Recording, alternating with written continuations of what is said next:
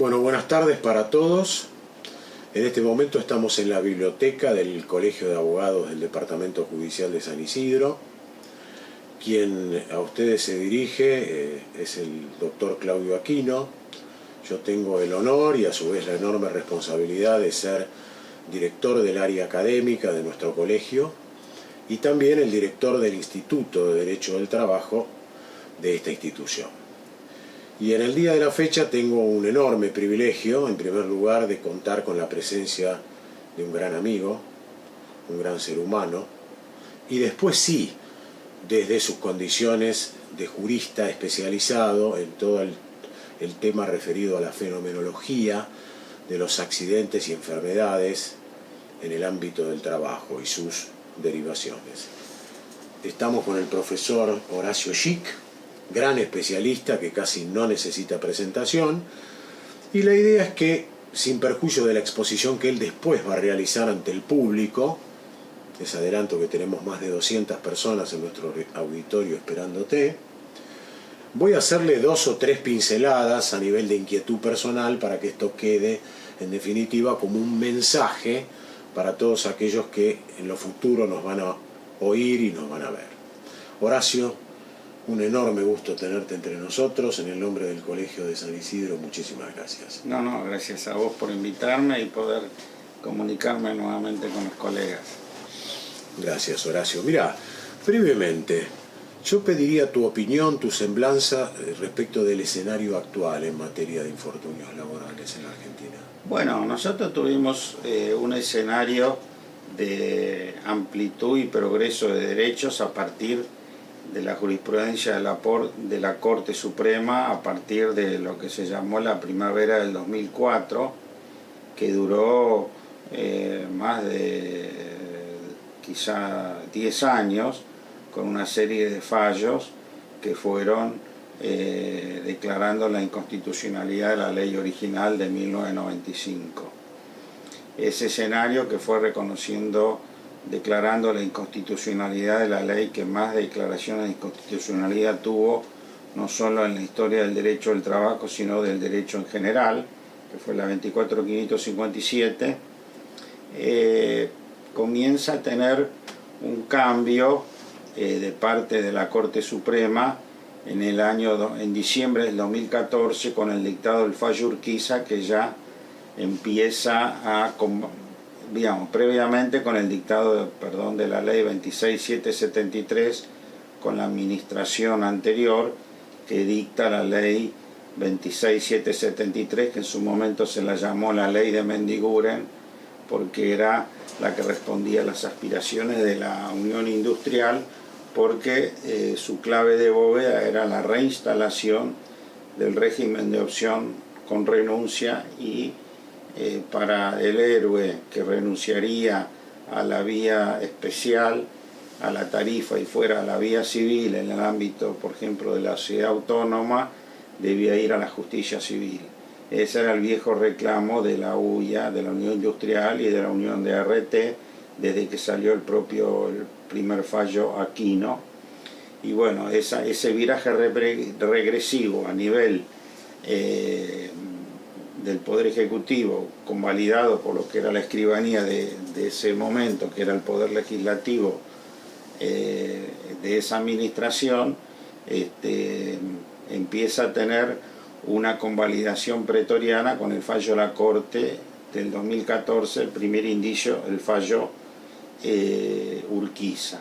Y recientemente se dicta otro fallo, el fallo Espósito, que de alguna manera convalida un decreto reglamentario de esa misma administración, el 472/14, que restringe dogmáticamente los aspectos quizá más positivos que tenía esa ley en cuanto a aplicar los ajustes por inflación a un régimen que no tenía contemplada la inflación para la incapacidad permanente definitiva, y tampoco le reconoce los ajustes a los juicios, a los viejos juicios en trámites que no habían sido cancelados al momento de regir la nueva ley.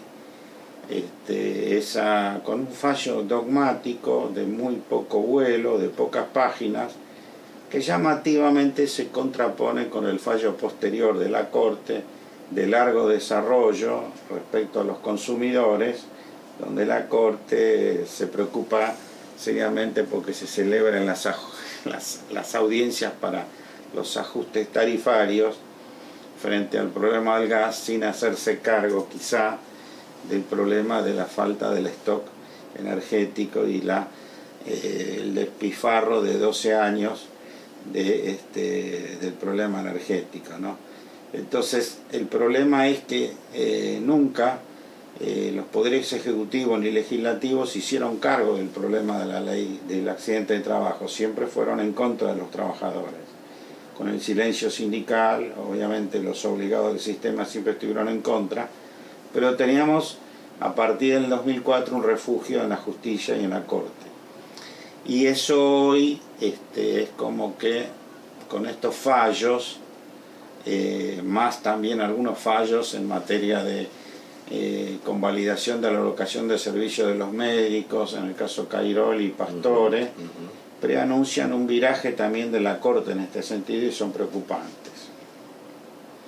A propósito de lo que vos muy bien reseñás detalladamente, ¿tenés conocimiento o podés sintetizar cuáles serían las propuestas oficiales, gubernamentales, por llamarlas de alguna manera, al respecto de esto, del sistema? Bueno, ¿qué sucede? Se ha iniciado de parte de sobre todo de la Unión de la RT, y también se ha hecho eco la UIA, y en este último caso es un poco llamativo porque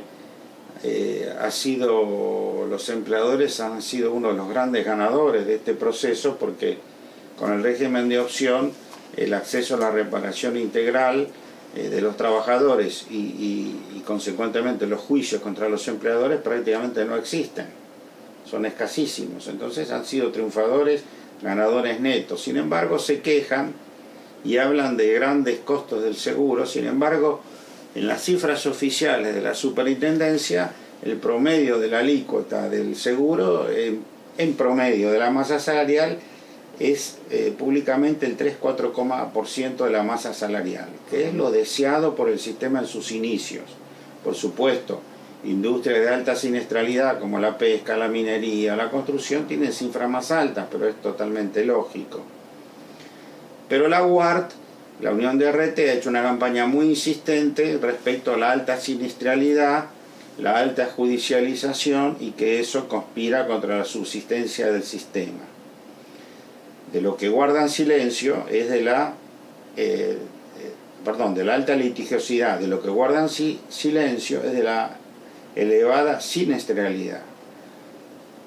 Detrás de cada litigio hay un siniestro. Solo en el sector formal la Superintendencia de Riesgo registra 660.000 siniestros.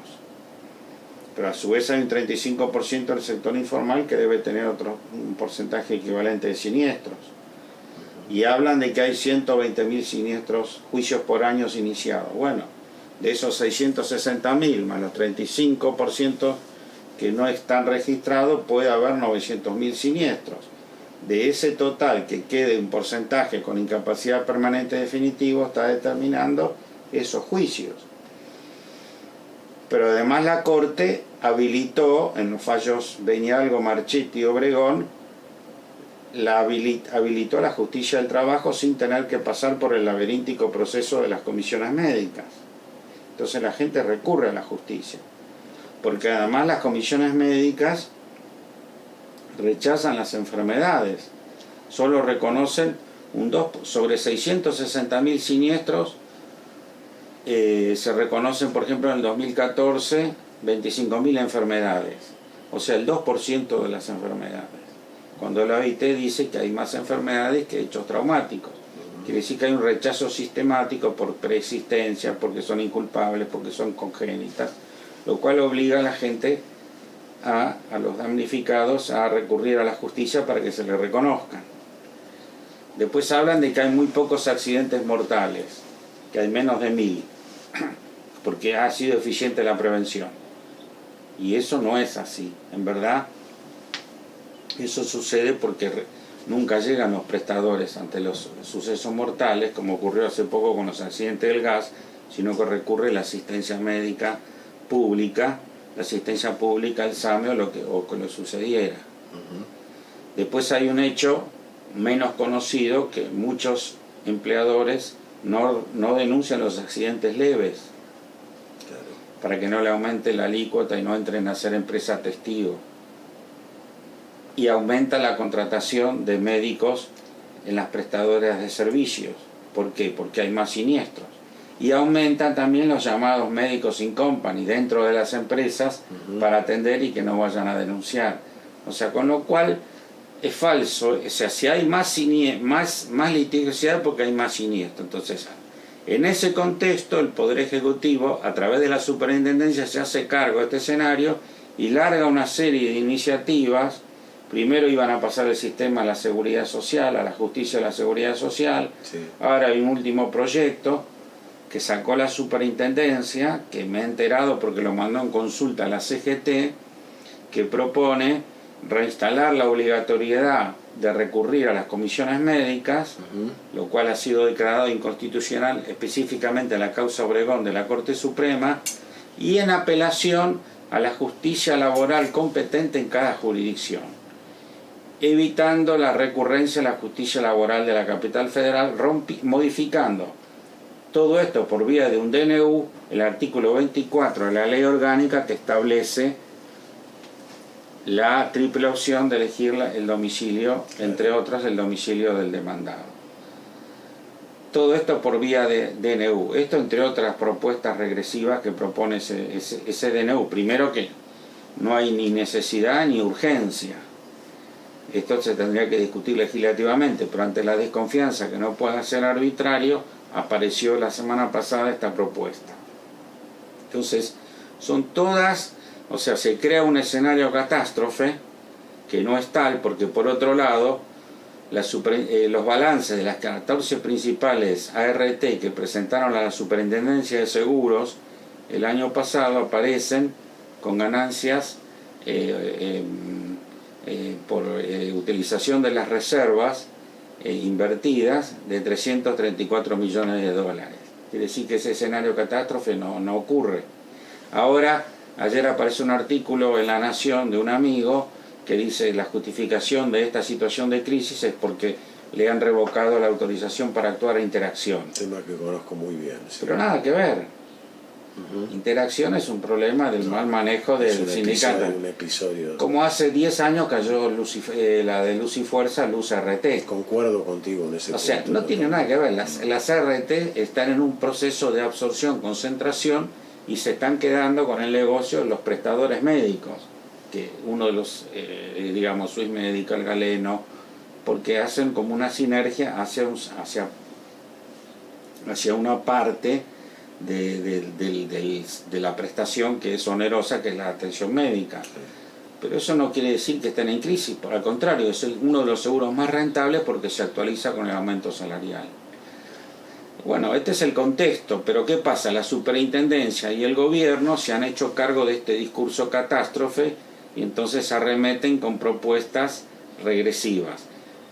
Yo digo, no es característica de este solo gobierno, porque han sido todos los... Bueno, el Poder Ejecutivo anterior invocaba un carácter así nacional y popular, también dictó una ley muy regresiva que dio espaldas a la Corte, y el anterior dictó, el gobierno de la Rúa bloqueó una reforma progresista que estábamos discutiendo en el Congreso, que yo era asesor, y la bloqueó con el DNU 1278. El gobierno anterior de Menem dictó la ley 24.557, o sea que es una continuidad de los poderes ejecutivos y legislativos, con el silencio sindical.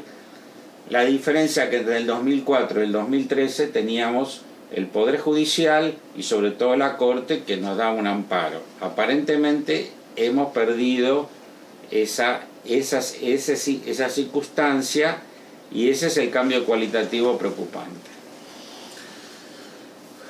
Bueno, para ir finalizando, si vos fueras llamado a proponer aportes, soluciones o visiones, ¿por dónde pasaría tu opinión?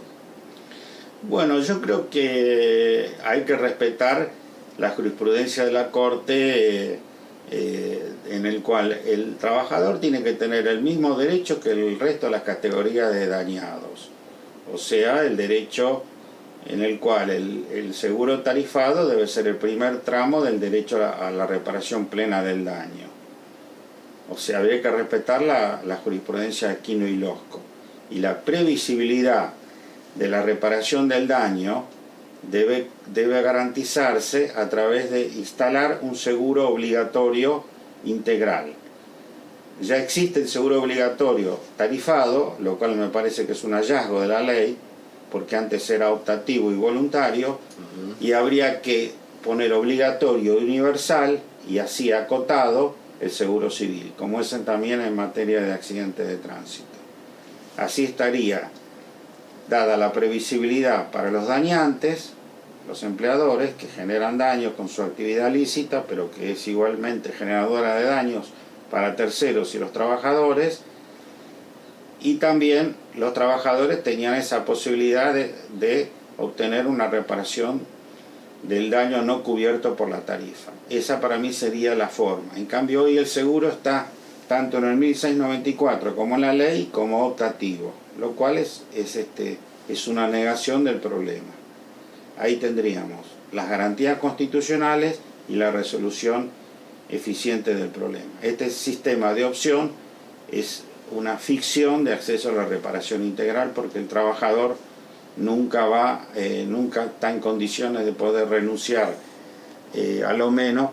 nunca va a renunciar a lo menos para acceder a lo más. ¿Vos crees que esto puede ser escuchado, atendido? ¿O hay una suerte de perversión y de negación, como vos bien decís? Yo no puedo calificar de perversión, digo que el juego está así y se escucha. Vos me preguntás mi opinión, yo insisto, claro. Y en el proyecto de ley que en su momento redacté, puse esta solución. Racionalmente es esta. No veo gente que escuche esta posición.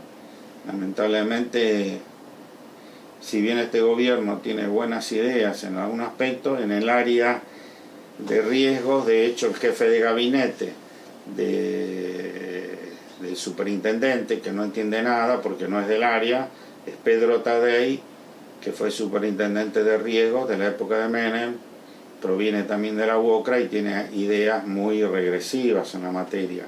Hay un enfoque muy anti-abogado, muy anti-litigio. Quieren encerrar al trabajador en las comisiones médicas para encorsetarlo en ese sistema y bueno, están en otra visión. Bueno, como ustedes verán, como siempre, claro, conciso y efectivo. Muchas gracias, Horacio, por esta gran oportunidad. Vamos al aula ahora, si te parece. ¿Cómo no?